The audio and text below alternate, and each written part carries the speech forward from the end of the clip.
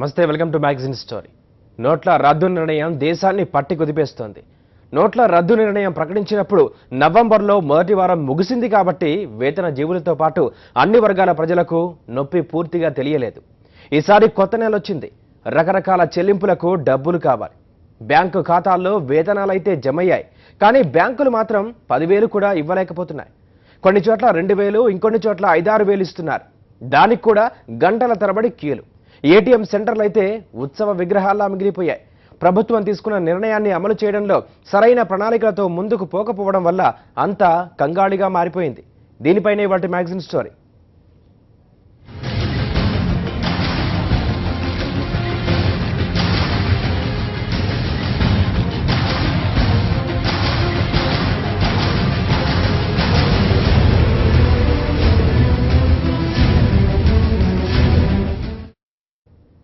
పెద్ద నోట్లు రద్దు చేసింది లగాయితూ ప్రభుత్వం పూటకో మాట చెబుతోంది. నగదు ఉపసంహరణ పరిమితులను మార్చారు. పాత నోట్లు మార్చుకునేందుకు పెట్టిన షరతులను మార్చారు. చెక్ రూపేణా ఇస్తామన్న నగదును బ్యాంకులు ఇవ్వడం లేదు. ఆ తర్వాత బంగారంపై పడ్డారు. బంగారం విషయంలోనూ అంతా కంగారే. నల్ల డబ్బు వెలికితీత కోసమే నోట్ల రద్దని ముందుగా అన్నారు. ఇప్పుడు నగదు రహిత సమాజాన్ని ఆవిష్కరించేందుకే నోట్లు రద్దు చేశామంటున్నారు. కేంద్ర ప్రభుత్వానికి అసలు నోట్ల రద్దు తదనంతర పరిణామాలపై క్లారిటీ ఉందా లేదా అన్నది అర్థం కాకుండా ఉంది. नवंबर 2016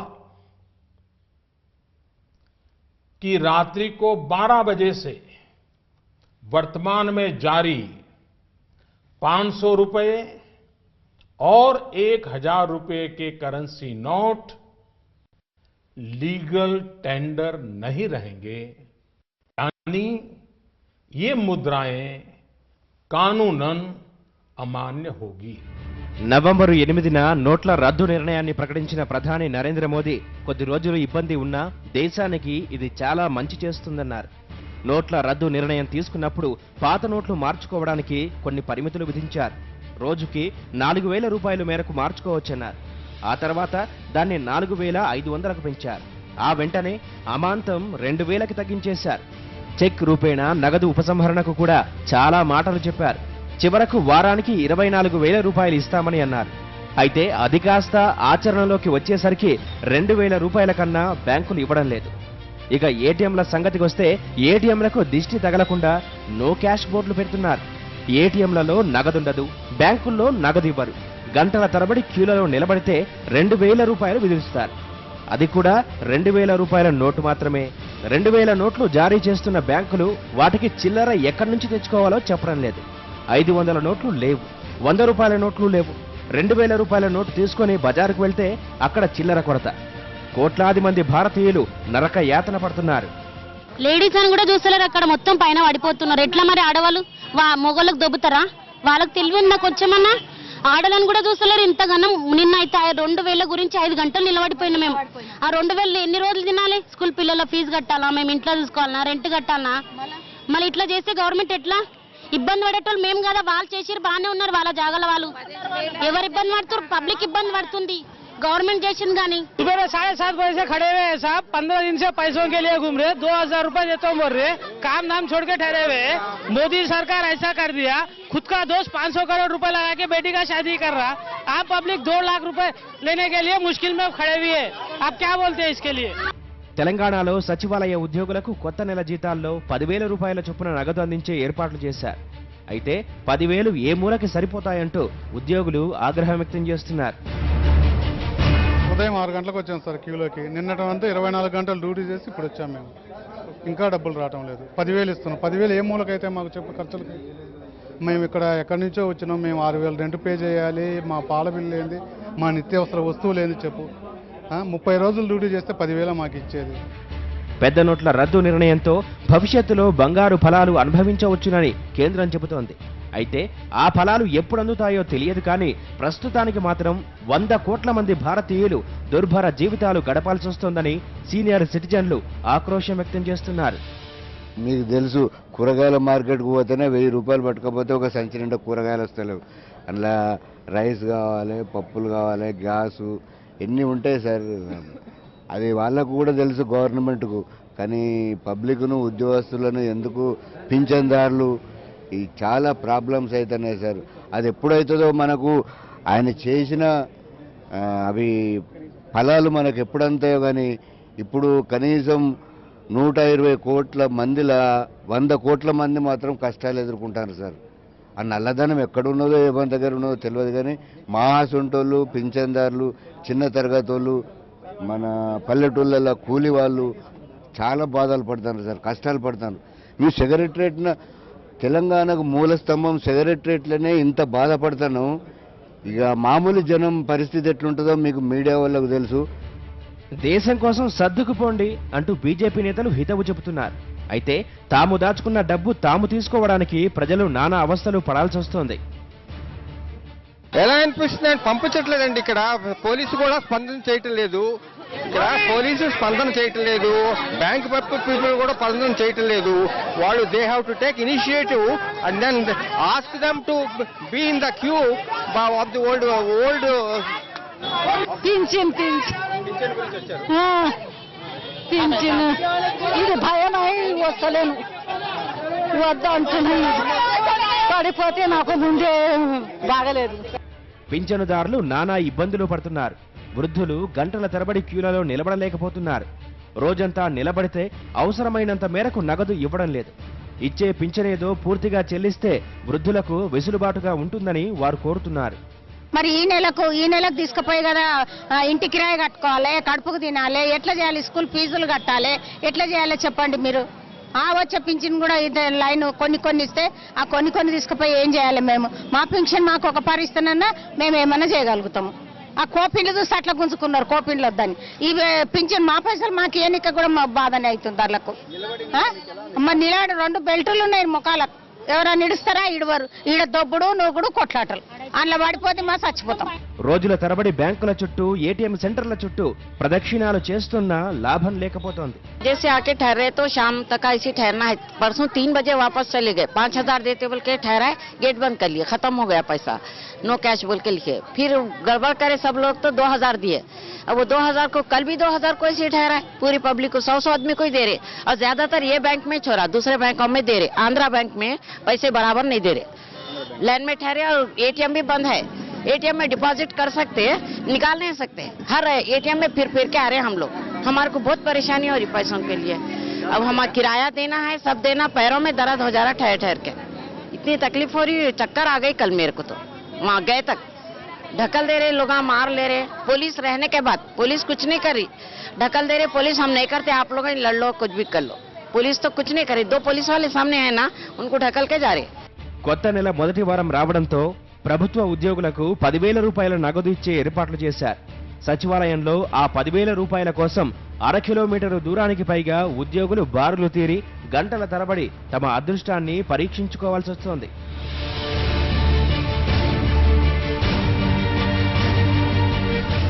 ఇక ప్రైవేటు ఉద్యోగుల పరిస్థితి కడదుర్భరం, హీనాతి హీనం. జీతాల రోజున బ్యాంకుకు వెళ్తే చాలా బ్యాంకుల్లో 2,000 రూపాయలు దాటి ఇవ్వడం లేదు.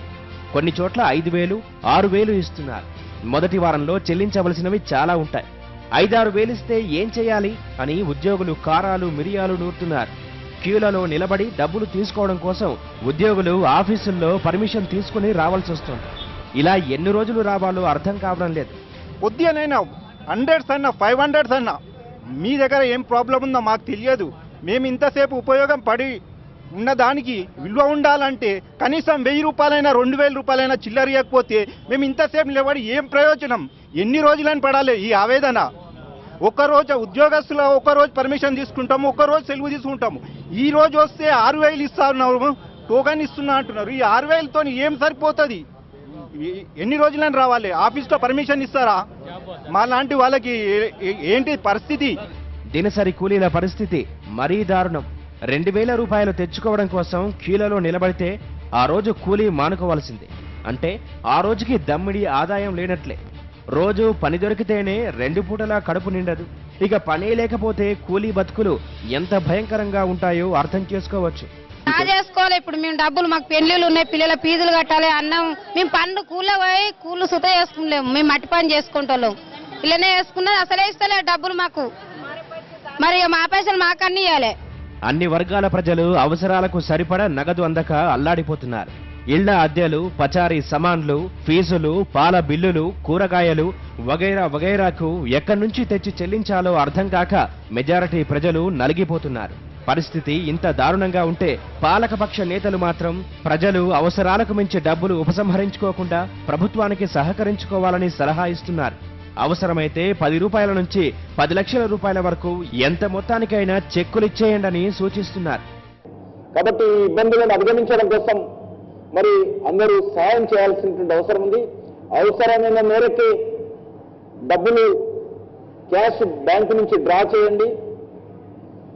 అవసరమైన మేరకు చెక్కులు ఇవ్వండి. ఎవరెవరికి ఇవ్వాల్సినటువంటి చెక్కులు పేమెంట్స్ ఎవరున్నా కూడా ఎన్ని లక్షల చెక్కులైనా విలువ కలిగిన చెక్కులు కూడా ఇవ్వచ్చు. ఏ రకమైనటువంటి వాళ్ళకు అడ్డంకులు ఉండవు.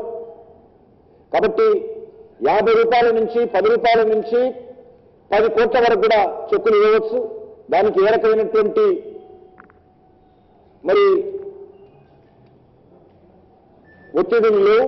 కాబట్టి ఉద్యోగస్తులు కానీ, ప్రైవేట్ రంగంలో పనిచేసే ఉద్యోగస్తులు కానీ, ప్రభుత్వంలో పనిచేసేటువంటి ఉద్యోగస్తులు కానీ అందరూ కూడా తమ అవసరాల మేరకు చెక్కులను ఈరోజు ఇవ్వండి అని చెప్పి మనవి చేస్తా ఉన్నాను.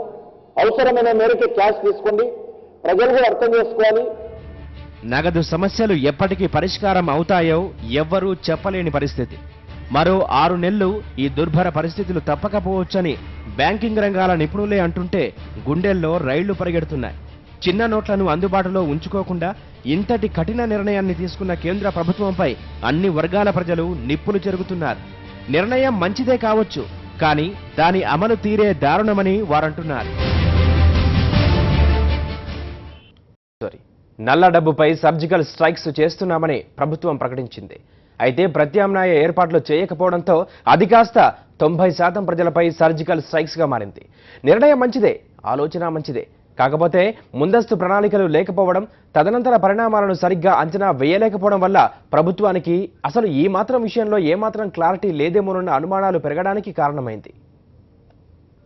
भ्रष्टाचार, काले धन और जाली नोट के कारोबार में लिप्त देश विरोधी और समाज विरोधी तत्वों के पास मौजूद 500 रुपये, 1000 रुपये के पुराने नोट अब केवल कागज के एक टुकड़े के समान रह जाएंगे. ऐसे नागरिक जो संपत्ति मेहनत और ईमानदारी से कमा रहे हैं, उनके हितों की और उनके हक की पूरी रक्षा की जाएगी. నల్ల కుబేరుల ఆటలు కట్టించాలన్న ప్రధాని నరేంద్ర మోదీ ఆలోచనకు దేశవ్యాప్తంగా మద్దతు ఉంది. అందుకోసం ఆయన తీసుకున్న నిర్ణయాన్ని అందరూ సమర్థిస్తున్నారు. వచ్చిన చిక్కల్లా నిర్ణయాన్ని అమలు చేసిన తీరుతోనే బ్యాంకుల వద్ద పెద్ద సంఖ్యలో ప్రజలు బారులు తీరి నానా ఇబ్బందులు పడుతున్నారు. సరిపడ నగదు రిజర్వు బ్యాంకు నుంచి బ్యాంకులకు సరఫరా కావడం లేదు. అవసరానికి సరఫరాకి మధ్య అగాధం నెలకొంది. ఇదే ప్రజల్లో అసహనానికి దారితీస్తోంది.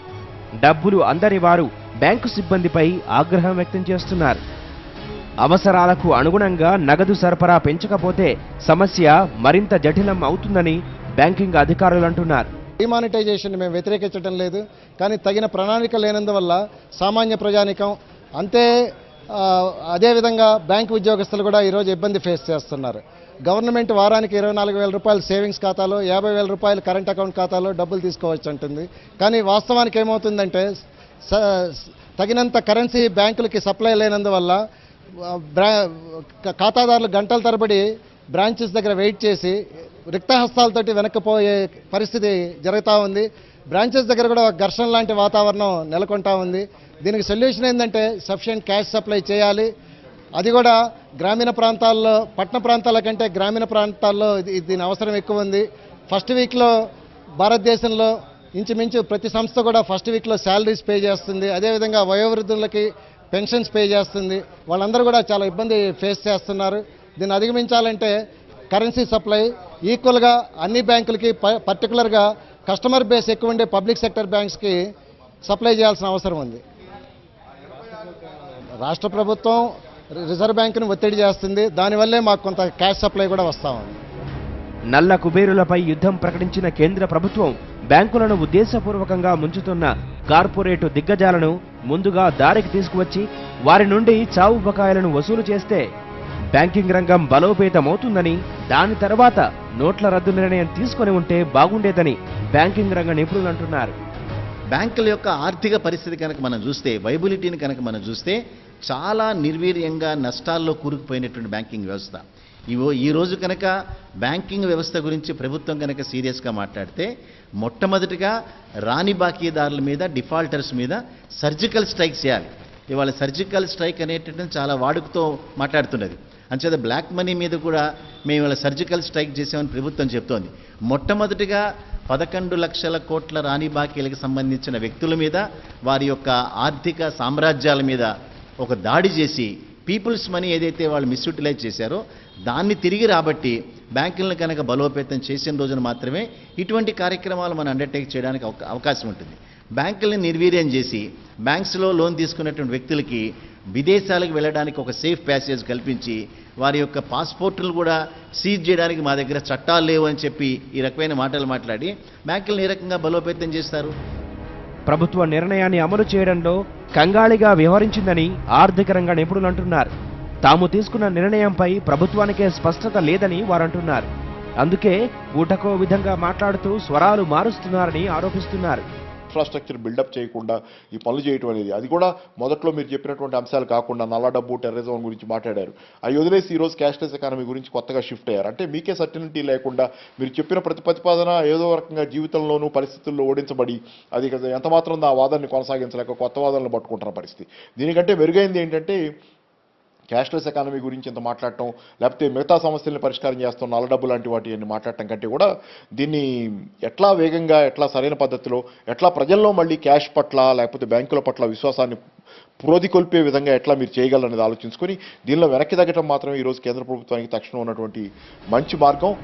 కొన్ని దేశాలు నగదు రహిత లావాదేవీలతో ప్రగతి పథంలో దూసుకుపోతున్నాయంటూ కొందరు అంటున్నారు.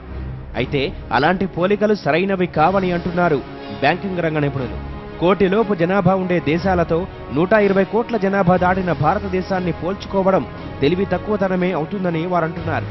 వేరే కంట్రీస్ అన్నీ కూడా పాపులేషన్ వైజ్ చాలా చిన్న చిన్న దేశాలు, జియోగ్రఫికల్గా కూడా చిన్న చిన్న దేశాలు. సో 1,00,000, 2 లక్షలు లేదా 1 కోటి రూపాయల మేరకు కోటి వరకు ఉండేటటువంటి ప్రజలతో నిండినటువంటి దేశంలో జరిగే కార్యక్రమాల్ని 125 కోట్ల జనాభా ఉన్నటువంటి దేశంతో కంపేర్ చేసుకోవటం అనేటటువంటిది కంపారబుల్ థింగ్స్ని అన్కంపారబుల్గా కంపేర్ చేయటం. ఒక చైనా దేశంతో కానీ అభివృద్ధి చెందినటువంటి ఒక అమెరికాతోని కంపేర్ కనుక మనం చేసుకుంటే 20-25% మేరకు మాత్రమే ఇటువంటి లావాదేవీలు జరిగినటువంటి ఇన్స్టెన్సెస్ ఉన్నాయి, కానీ 100% జరిగినటువంటి ఇన్స్టెన్సెస్ లేవు అక్కడ. ప్రభుత్వం చేసిన తప్పిదం వల్ల ముందస్తు జాగ్రత్తలు తీసుకోకపోవడమేనని నిపుణులు అంటున్నారు. అయితే తీసుకున్నటువంటి ఆశయం చాలా మంచి ఆశయమే.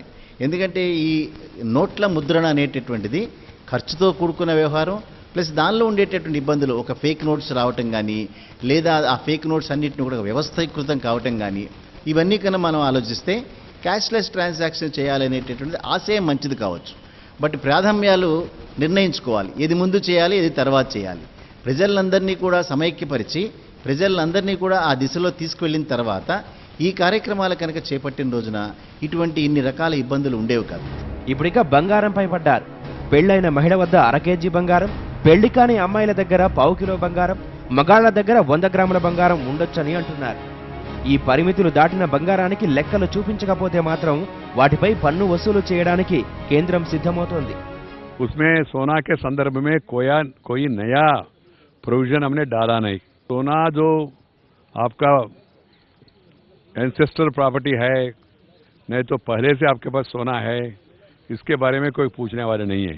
इस साल में ये 2 नवंबर 8 तारीख के बाद आप जाके कोई खरीद करे 1 किलो 2 किलो ऐसा करके हम डिक्लेयर करेंगे, ये कहेंगे हमारा पुराना है, तो आपको एक्सप्लेन करना पड़ेगा ये कहाँ से आया. अदरवाइज फैमिली स्त्री धन जिसको कहते हैं हम लोग, और एंसेस्ट्रल वाला जो है महिलाओं के पास, उसके बारे में कोई सवाल पूछने वाले नहीं है. వారసత్వంగా వచ్చే బంగారం ఎంతైనా ఉండొచ్చంటున్నారు. అయితే వాటికి లెక్కలు ఉండాలంటున్నారు. ఇదే ఇప్పుడు ప్రజల్లో ఆందోళన కలిగిస్తోంది. వారసత్వ బంగారం అంటే ఎప్పుడో 20-25 సంవత్సరాల క్రితం కొన్న బంగారాలకి రసీదులు, లెక్కలు ఇప్పుడెక్కడ ఉంటాయి? అందులోనూ గ్రామాల్లో బంగారు ఆభరణాలను కంసాలి వాళ్ల చేతనే బంగారం కొట్లలో తయారు చేయించుకునేవారు. వాటికి బిల్లులుండవు. ఇలాంటి సందర్భాల్లో ఏం చేస్తారనేది ఇప్పుడు మహిళా లోకంలో ఆందోళనగా మారింది. అసలు నల్ల డబ్బుతో కొన్న బంగారాన్ని, వారసత్వ బంగారాన్ని ఎలా గుర్తిస్తారనేది చిక్కు ప్రశ్న. నల్ల డబ్బుతో బంగారం కొన్నవాళ్లు వారసత్వ బంగారంగా చూపిస్తే అధికారులు ఏం చేస్తారనేది ఆసక్తిగా మారింది.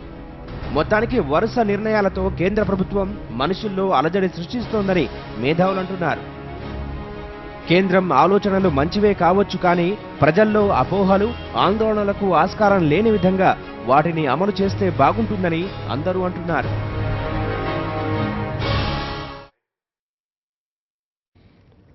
ఇది వాల్ట్ మ్యాగజైన్ స్టోరీ. మరో ఇంట్రెస్టింగ్ టాపిక్ తో మరో బులెటిన్ లో కలుద్దాం. అంతవరకు స్టే ట్యూన్ టు సాక్షి.